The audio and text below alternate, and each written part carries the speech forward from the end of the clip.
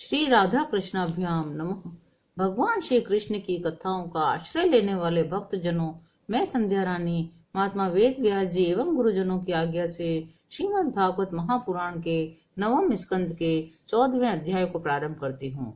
अध्याय 14 चंद्रवंश का वर्णन। श्री सुखदेव जी कहते हैं, परीक्षित, अब मैं तुम्हें चंद्रमा के पावन वंश का वर्णन सुनाता हूँ। इस वंश में पुरूरवा आदि बड़े बड़े पवित्र कीर्ति राजाओं का कीर्तन किया जाता है।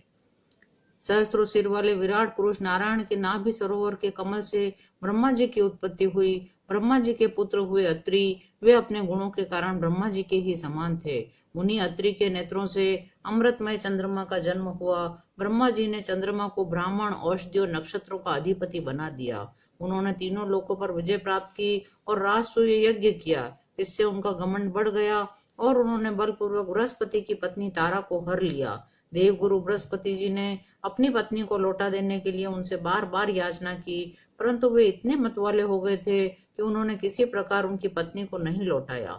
ऐसी परिस्थिति में उसके लिए देवता और दानवों में घोर संग्राम छिड़ गया। शुक्राचार्य जी ने बृहस्पति जी के द्वेष से असुरों के साथ चंद्रमा का पक्ष ले लिया और महादेव जी ने स्नेहवश समस्त बुद्धगणों के साथ अपने विद्या गुरु अंगिरा जी के पुत्र बृहस्पति का पक्ष लिया। देवराज इंद्र ने भी समस्त देवताओं के साथ अपने गुरु बृहस्पति जी का ही पक्ष लिया। इस प्रकार तारा के निमित्त से देवता और असुरों का संहार करने वाला घोर संग्राम हुआ। तदनंतर अंगिरा ऋषि ने ब्रह्मा जी के पास जाकर यह युद्ध बंद कराने की प्रार्थना की। इस पर ब्रह्मा जी ने चंद्रमा को बहुत डांटा फटकारा और तारा को उसके पति बृहस्पति जी के हवाले कर दिया। जब बृहस्पति जी को यह मालूम हुआ कि तारा तो गर्भवती है, तब उन्होंने कहा, दुष्टे, मेरे क्षेत्र में यह तो किसी दूसरे का गर्भ है, इसे तू अभी त्याग दे, तुरंत त्याग दे। डर मत, मैं तुझे जलाऊंगा नहीं, क्योंकि एक तो तू स्त्री है, दूसरे मुझे भी संतान की कामना है। देवी होने के कारण तो निर्दोष भी है। अपने पति की बात सुनकर तारा अत्यंत लज्जित हुई। उसने सोने के समान चमकता हुआ एक बालक अपने गर्भ से अलग कर दिया।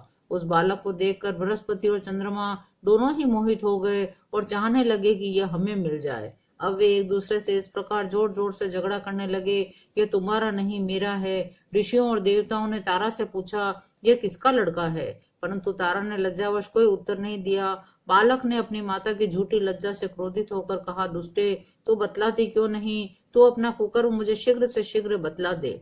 उसी समय ब्रह्मा जी ने तारा को एकांत में बुलाकर बहुत कुछ समझा बुझाकर पूछा। तब तारा ने धीरे से कहा, चंद्रमा का। इसलिए चंद्रमा ने उस बालक को ले लिया।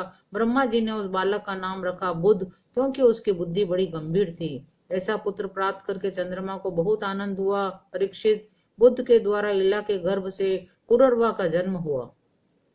एक दिन इंद्र की सभा में देवर्षि नारद जी पुरर्वा के रूप, गुण, उदारता, शील, स्वभाव, धन, संपत्ति और पराक्रम का गान कर रहे थे। उन्हें सुनकर उर्वशी के हृदय में काम भाव का उदय हो आया। उससे पीड़ित होकर वह देवांगना पुरर्वा के पास चली आई।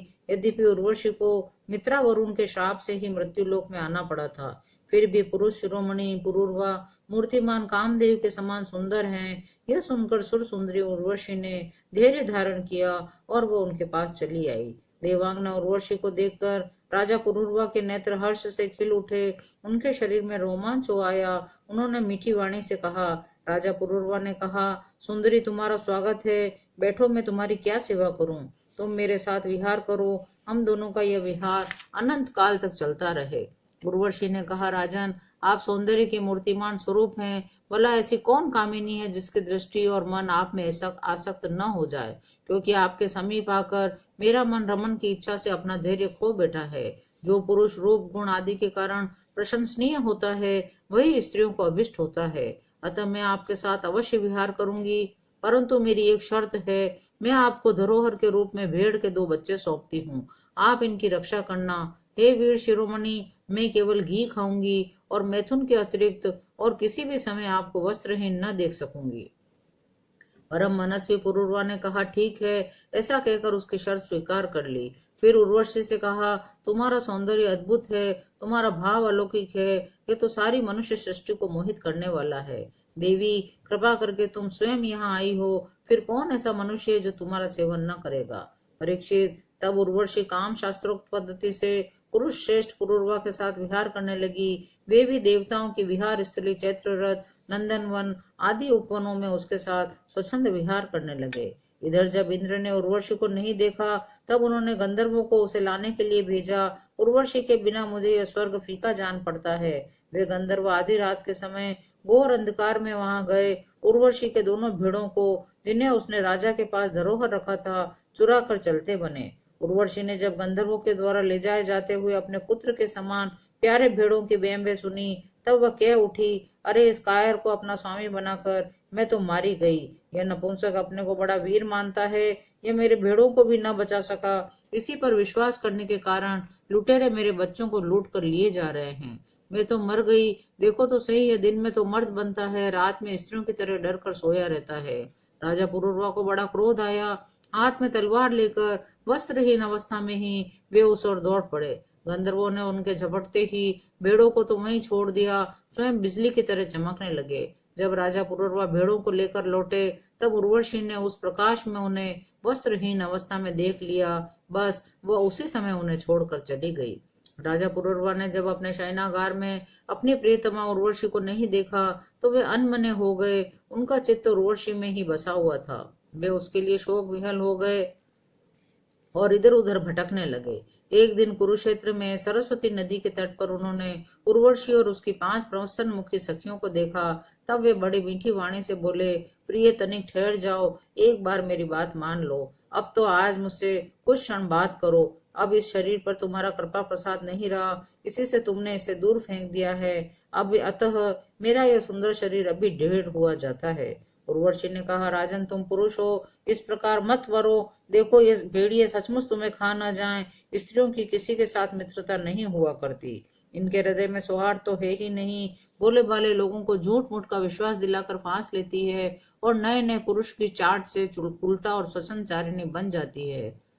फिर भी तुम धीरज धरो, तुम राज राजेश्वर हो, घबराओ मत। प्रति 1 वर्ष के बाद एक रात तुम मेरे साथ रहोगे, तब तुम्हारे और भी संतानें होगी। राजा पुरुरवा ने देखा कि उर्वशी गर्भवती है, इसलिए वे अपनी राजधानी में लौट आए। 1 वर्ष के बाद फिर वहां गए, तब तक उर्वशी एक वीर पुत्र की माता हो चुकी थी। उर्वशी के मिलने से पुरुरवा को बड़ा सुख मिला। वे एक रात उसी के साथ रहे। प्रातः काल वे उससे विदा होने लगे। तब उर्वशी ने कहा, तुम इन गंधर्वों की स्तुति करो, ये चाहे तो तुम्हें मुझे दे सकते हैं। तब राजा पुरुरवा ने गंधर्वों की स्तुति की। राजा पुरुरवा की स्तुति से प्रसन्न होकर गंधर्वों ने उन्हें एक अग्नि स्थापन करने का पात्र वो दे दिया। राजा ने समझा यही उर्वशी है, इसलिए उसको हृदय से लगाकर वे एक वन से दूसरे वन में घूमते रहे। जब उन्हें होश हुआ तब वे उस अग्नि स्थली को वन में छोड़कर अपने महलों में लौट आए। रात के समय उर्वशी का ध्यान करते रहे। इस प्रकार जब त्रेता युग का प्रारंभ हुआ तब उनके हृदय में तीनों वेद प्रकट हुए। फिर वे उस स्थान पर गए जहाँ उन्होंने वह अग्नि स्थली छोड़ी थी। अब उस स्थान पर शमी वृक्ष के गर्भ में एक पीपल का वृक्ष उग आया था। उसे देखकर उन्होंने उससे 2 अरनियां बनाई। फिर उन्होंने उर्वशी लोक की कामना से नीचे की अरणी को उर्वशी, ऊपर की अरणी को पुरुरवा और बीच के काष्ठ को पुत्र रूप से चिंतन करते हुए अग्नि प्रज्वलित करने वाले मंत्रों से मंथन किया। तीनों मंथन से जात वेदा नाम का अग्नि प्रकट हुआ। राजा पुरुरवा ने अग्नि देवता को त्रय विद्या के द्वारा आवनीय, ग्राहपत्य और दक्षिणाग्नि इन तीनों भागों में विभक्त करके पुत्र रूप से स्वीकार कर लिया। फिर उर्वशी लोक की इच्छा से पुरुरवा ने उन तीनों अग्नियों द्वारा सर्वदेव स्वरूप इंद्रियातीत यज्ञपति भगवान श्री हरि का यजन किया। परीक्षित, त्रेता के पूर्व सतयुग में एकमात्र प्रणव ओंकार ही वेद था। सारे वेद शास्त्र उसी के अंतर्भूत थे। देवता थे एकमात्र नारायण और कोई न था। अग्नि भी 3 नहीं केवल एक था। वर्ण भी केवल एक हंस ही था। परीक्षित, त्रेता के प्रारंभ में पुरुरवा से ही वेद त्रयी और अग्नि त्रयी का आविर्भाव हुआ। राजा पुरुरवा ने अग्नि को संतान रूप से स्वीकार करके गंधर्व लोक की प्राप्ति की। 14वां अध्याय यहीं विराम लेता है। शेष अगले अंकों में। जय श्री कृष्ण।